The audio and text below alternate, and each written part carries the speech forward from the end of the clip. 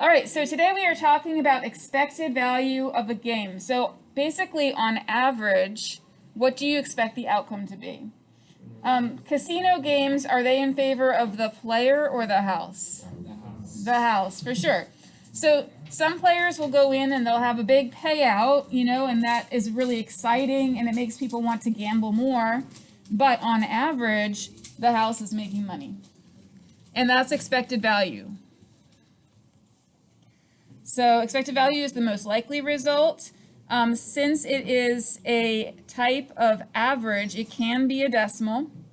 So, for example, if I said, what is the expected value for the number of students in the class who are vegetarian? It could be a decimal. So even though we don't actually have a half of a person. When you have a binomial experiment, the expected value is just NP, N times P, where N is the number of trials and P is the probability of success. And here's an example. 48% of adults eat ice cream regularly in the winter. If 20 adults are selected at random, what is the expected number of adults that eat ice cream in the winter? Okay, so by multiplying the 0.48 times the 20, we got an expected value of 9.6. All right, so here's a formula just to make things look complicated. The mean of a discrete random variable is given by this formula, and this just means mean here. But look at what it is. It is x times the probability of x. X is the value, so like in this case, let's see, the probability was 0.48 and the value was 20. But you can add up all of the ways it can happen. And we're going to see that in just a minute. So when it's not a binomial experiment, the expected value is the sum of the outcomes times the probability that the outcomes will occur. Let's look at that in this table. A basketball player makes 75% of her free throw shots. Fill out the probability distribution if she takes 3. And it says, remember, to fill in the table, you need to create a binomial distribution chart in Desmos. So if you have internet that's working, and you can just try it out because it might start working, you can open a Desmos. Yeah. Yeah. If anybody gets it working, let us know, okay? I don't know why mine's working, but anyway. Oh, nice. All right, so remember binomial distributions? All right, how many trials? 3, yeah, she took 3 free throw shots. And I already forgot her probability of success. 75. Thank you. Okay, and I can zoom fit so I can see it better. And then these are the numbers for my distribution. So 0, 0.01, 1, 0.14, 2, 0.42, and 3, 0.42. Actually, that's interesting. Equally likely that she'll get 2 and 3. All right, and I believe that's filled in here.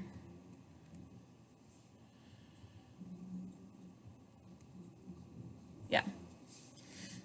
All right, so for the expected value, you multiply 3 points times the 0.75 to get 2.25.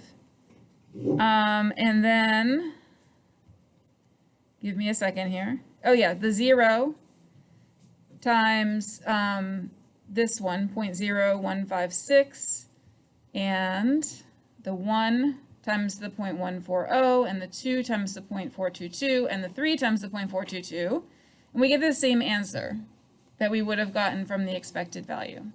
So the sum of these answers, or the sum of these products, is going to be the same as the expected value. All right, the basketball player is asked to shoot 3 free throws 100 times, and her results are tabulated below. So she shot 3 free throws, that's 1, and then she shot 3 free throws again, that's 2. So 100 times she did 3 shots, okay? So of those 3, how many did she make? 1 time, she missed all 3. Sorry, 0 times she missed. Wait, I got that messed up. She made 0 1 time. She made 1 shot 9 times. She made 2 shots 44 times. And she made 3 shots 46 times. So what we're going to do is we're going to calculate her expected value from this table. So do you guys remember how to do it?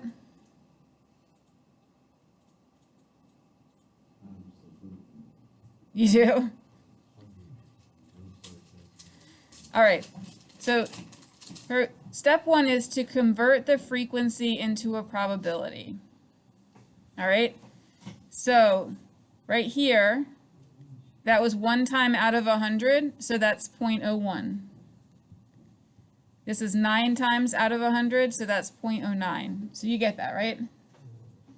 Because she did it 100 times. So here is the probability here. And then we multiplied the value, so 0 free throws, by 0.01. We multiply the 1 times 0.09, the 2 times 0.44, and the 3 times 0.46. And this time we get an expected value of 2.35.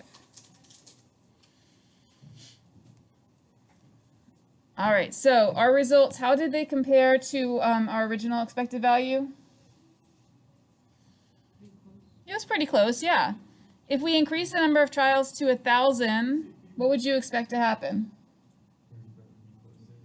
Yeah, it would be closer. So as you increase the number of trials, you're going to be closer to your expected value. So expected value tells us what happens in the long term, and this is the notation for it. All right. Fair game. A fair game is a lottery type game where neither side makes money. So say there was a casino that just opened up for fun. They didn't want to make any money. They didn't want to lose money either. And so all the games were fair. Almost all lottery type games are designed to make money. They're not fair games. So in a game, the numbers from 1 to 20 are written on tickets and placed in the bag. A player pays $3 and draws out a ticket at random. The player wins $3 if the ticket is only even, $6 if the number is a perfect square, and $9 if it's both even and a perfect square. So start by building a probability distribution table for this event. All right, so let's think about the numbers from 1 to 20 for a minute, and let's figure out which are which, okay? I'm going to pause the recording so we can make a little chart of that. All right, so here we are. Just even, we said, was 8 out of 20, which is also 0.4. I'm going to add that. I think that might be on the next slide, though. Just a perfect square. They got the same thing we got, 0.1. This is also 0.1. And none of the above, you lose $0, and that was also 0.4.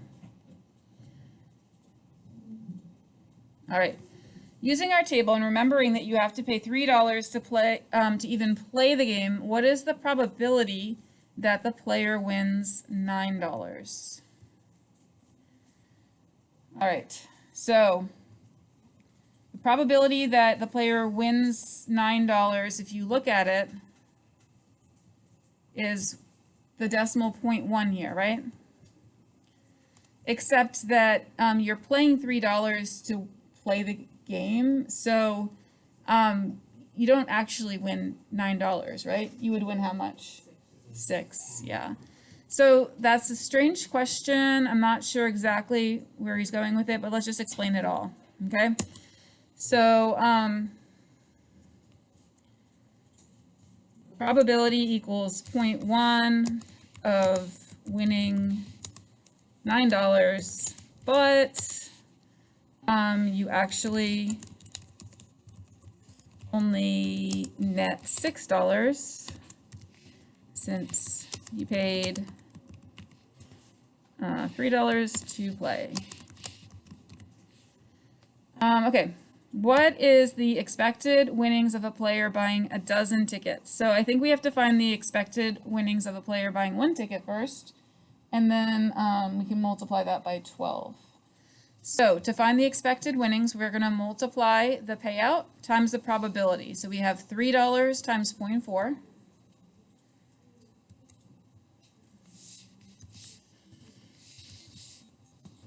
plus $6 times 0.1 plus $9 times 0.1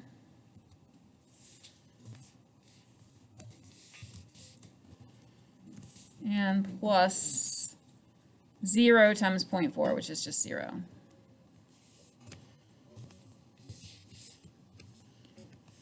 All right, so I'm getting 1.2 plus 0.6, 1.8, 2.7. Is anybody else getting 2.7 there? I mean, you can just put that into a calculator. I'm gonna put 270 here, and then we'll double check it. $1.20 plus 60 is $1.80 plus 90 is 270 plus nothing here. All right, so playing the game, you win 270 as your expected value, except what?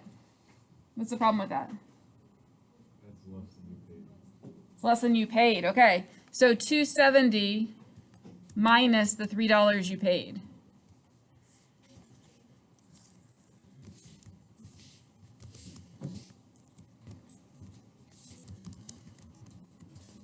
So on average, you are going to lose 30 cents every time you play this.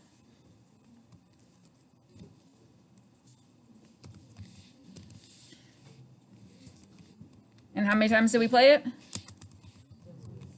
A dozen times, so 12 times. So what's 12 times 30 cents? $3.60. Right, okay. So if you play 12 times, you lose 12 times 30 cents, which is, as Kenneth tells us, $3.60. All right, I'm gonna resize this.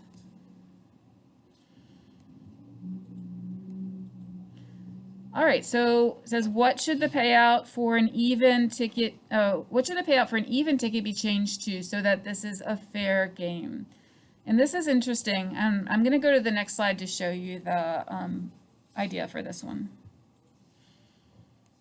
It's here. Okay.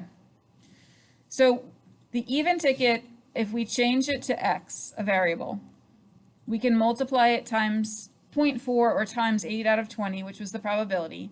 We already had $6 times 2 out of 20, or 0.1. And we already had $9 times 2 out of 20, or 0.1. They didn't put the 0 in there because 0 is not going to change anything, but they did subtract the $3 that, that you spent on the game. All right, so really this would be like 0.4x plus what's this one here? 0.6 plus 0.9 minus 3 equals 0. And if you solve that simple linear equation for x, you get $3.75. So if you actually won $3.75 for the even number, then it would be a fair game.